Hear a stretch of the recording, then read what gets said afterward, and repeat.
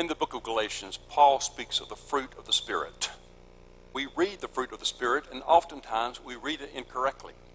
We read it as a list of those things that we are to strive for or to obtain in our own walk with Jesus Christ. But to read it that way is to read it incorrectly. Paul calls them the fruit of the Spirit for a reason.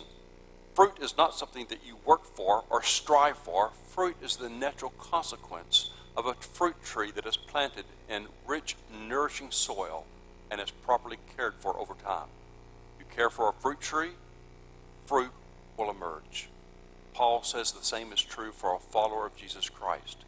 If we work on our love for God and we work on our love for others, particularly with those with whom we disagree, over time, people will see the fruit of the Spirit inside of us. It is something that emerges naturally as a result of our love for God and our love for others. Some years ago, when I was a pastor in Texas, the Presbytery of Grace, Fort Worth and Dallas, became deeply divided over an issue. The issue at that time in the 90s was the ordination of homosexuals. There were people in the Presbytery there in Dallas and Fort Worth who believed that homosexuality was outside of Holy Scriptures, and so therefore homosexuals were not to be permitted as elders and deacons and clergy in the Presbyterian Church. On the other hand, there were pastors in that presbytery who believed that the compassion of God extended to those who are homosexual, and that they should not be denied the opportunity to serve the church creatively and with imagination as deacons and elders and clergy. There was a divide, and we grew angry with one another, and we reached an impasse and did not know what to do. And so the leading board of Presbytery decided to entail a great experiment. The experiment was this. They took 5 people who were opposed to the ordination of homosexuals, 5 people who are the most vocal about it, and they took 5 people who were supportive of the ordination of homosexuals, and they put us together into a room for 4 hours a day, 1 day a month, for 12 months. We were forced to look at each other and to listen to one another. Well, you can imagine how the experiment began.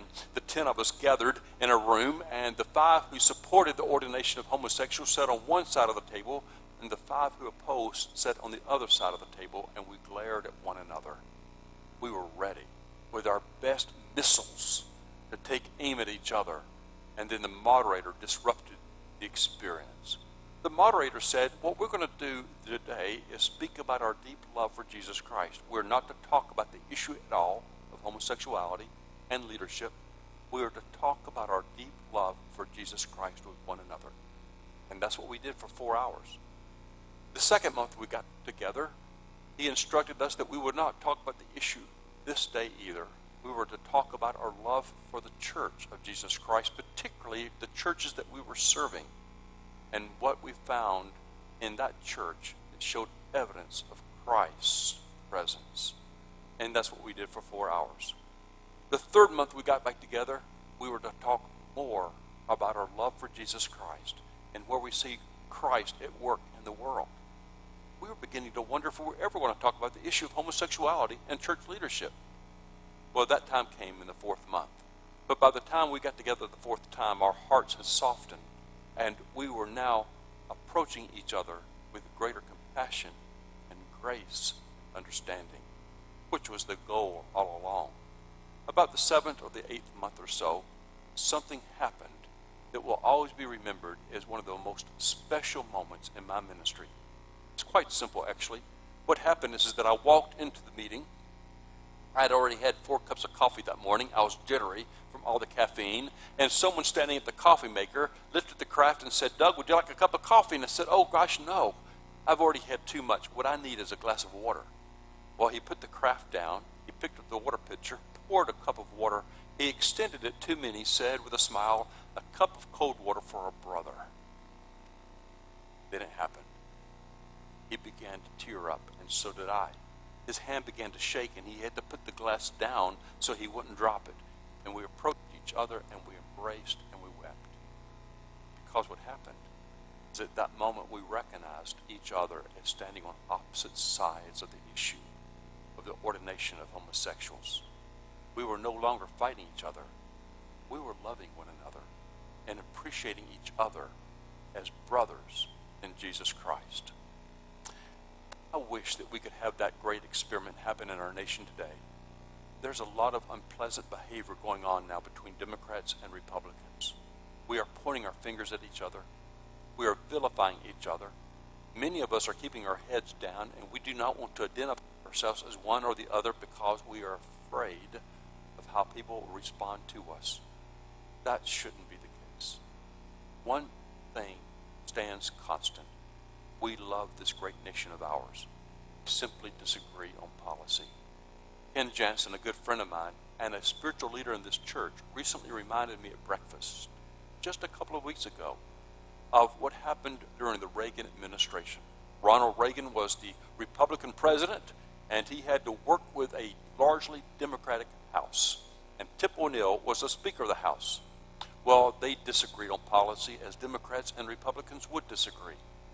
Then in the evening, Reagan and Tip O'Neill would get together and they would share coffee together or a drink together or even a meal together. Republicans came to Ronald Reagan and asked, how can you spend social time with Tip O'Neill? He's a Democrat. He opposes everything your presidency is about. You may remember what Ronald Reagan's response was. He said, it's 5 o'clock. Excuse me, Mr. President, what do you mean it's 5 o'clock? He says it's 5 o'clock, it's the end of the workday. We put aside our differences and recognize that we are two men who love this great nation of ours.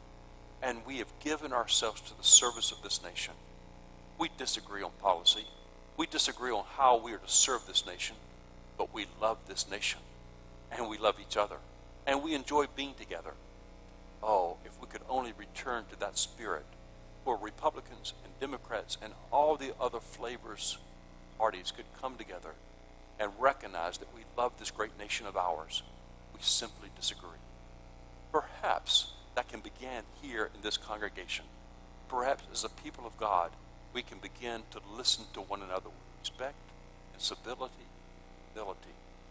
give evidence of the fruit of the Spirit in each of us as we model for the nation how to get along in spite of our differences. Thank you.